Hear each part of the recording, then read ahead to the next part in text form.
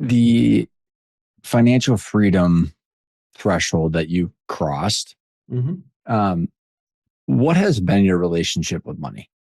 Like over the years, how you grew up, and then how that threshold was crossed, and how that mentally was processed. Yeah. So we grew up lower middle class. We had a home, was very nice. Our new parents had blue collar jobs. Dad was a police officer. Mom was a school librarian. Um, I had to work my way through college. So like I kind of went from a place of like having no money to like barely having any money, didn't really know how money worked, couldn't hold on to it in high school.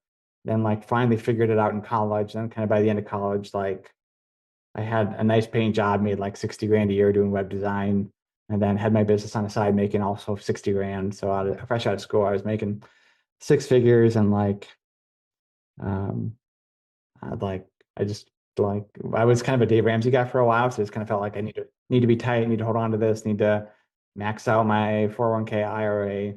And I really stuck with that for probably about 5 years after college.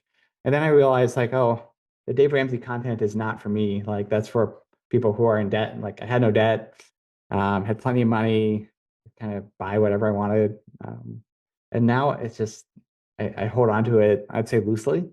Um, like I gave away $10,000 of coffee this morning for a political candidate and like didn't think too much about it.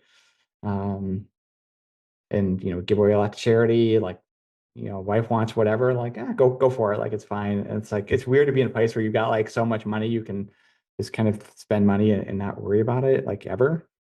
Um, so now I'm kind of think like generationally, how do I like not screw this up of like I've got a son who's 13 and he's like for every 13-year-old in the world. And then I have a special needs daughter and I'm just trying to figure out, okay, how do I take care of my daughter and just like not screw up my son and like because I have friends who have kind of adult kids now that also have like they have money and then their kids who grew up having money and like the kids are in their 20s and don't really work and like I don't want that for my kids. So like, how do I not mess them up? Is probably my main worry these What are your days. thoughts about how to teach money to kids or to your Um, son? we I don't hide anything from him. He knows basically what we have and how much, and like he knows he's going to get a lot of it someday. But he also knows that money's not unlimited, and like I give him an allowance every week, and when he spends it, it's gone. Um, we talk about working in high school, and a lot of kids do that, and um, kind of made it clear like there's no job waiting for you at MarketBeat when you go through college. Like you can go to college, I'll pay for it, but like you're gonna have to get a job, you're gonna have to get your own apartment, and like you're gonna get all my money someday, but not right away. Like you're gonna have to go prove that you can be an adult by yourself first.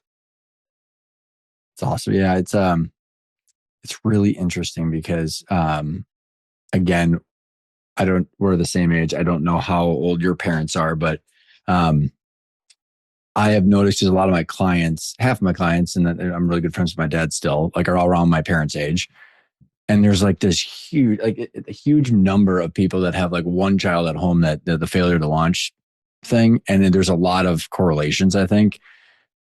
And it's just interesting to like money has a constraint, and just teaching that because like I end up teaching my kids that too. Like, hey, like here's how to earn it, here's how it works. I mean, it's just interesting, interesting dynamics. How do you think about donating to charity? Then, like how do you pick the charities? How do you figure out what does impact mean to you? Yeah, it's really hard to give like, uh,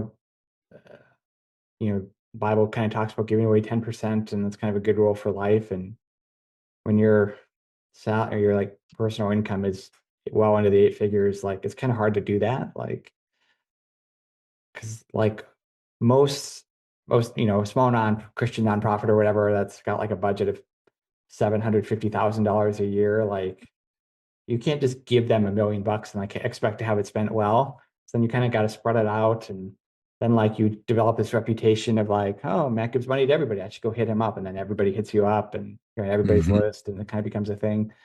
Um, the way that I've been able to maintain some sanity to it is I put a committee of my people in charge of a good chunk of the money. So then when somebody wants a donation from us, they have to apply. And then like 4 times a year, the committee will meet and give money away. Then I don't have to think about it too much. And that way, all of the nonprofits in town feel like, yep, Market Beat's being a good corporate steward. We got our 5-10 grand from them for our annual event, and good for them.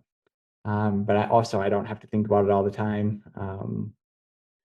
You're not the The one saying no all the time. It's not, Well, yeah. and like we don't, it's not even that we're saying no because we give away plenty of money. It's just like all the asks become an interruption because like it's a phone call, it's an email, it's a text, it's a Facebook message. Like, can you give to X? I'm like giving away the money's the easy part, like managing the whole thing and like doing the communications and like sending people to the right place and like Hmm. making sure like, yes, you're a legit nonprofit and like you give people a donation and it's like, oh, you guys, does somebody from your team want to volunteer here? Do you want to have somebody on our board? And it's just like there's no end to it. And it's like every nonprofit in town. So I kind of gotta kind of keep it at arm's length in a way just to maintain my sanity. Is there any topics or specific organizations that have your heart? Um, yeah, and there's a bunch. One of them is an organization called the Foster Network that we support at Market Beat. And like what you find is like kids end up in foster care for no fault of their own. And then like, it's pretty unexpected. They often have like nothing with them. So then like families can like, you pick up the kid, you stop by the foster network, you get all the stuff you need, clothes, whatever, shoes, maybe like toiletry kit, Mm, really anything. And that way, like the kid has some stuff that's theirs. And then they do like support groups for foster families and a lot super of stuff cool. like that. And like we've got 2 of our employees on the board. I'm not on their board because it would probably drive me crazy to be on a board of a small nonprofit, but stuff like Well, that. why is that?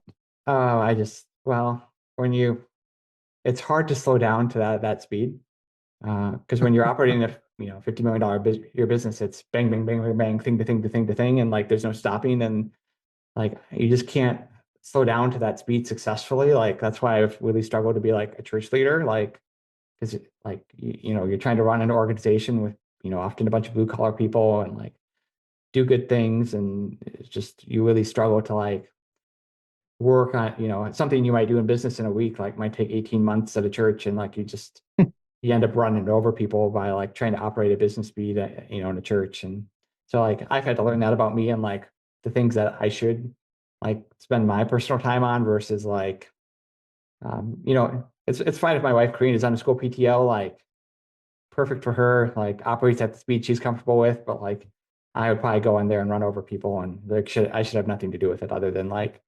sponsoring the annual fun run at school.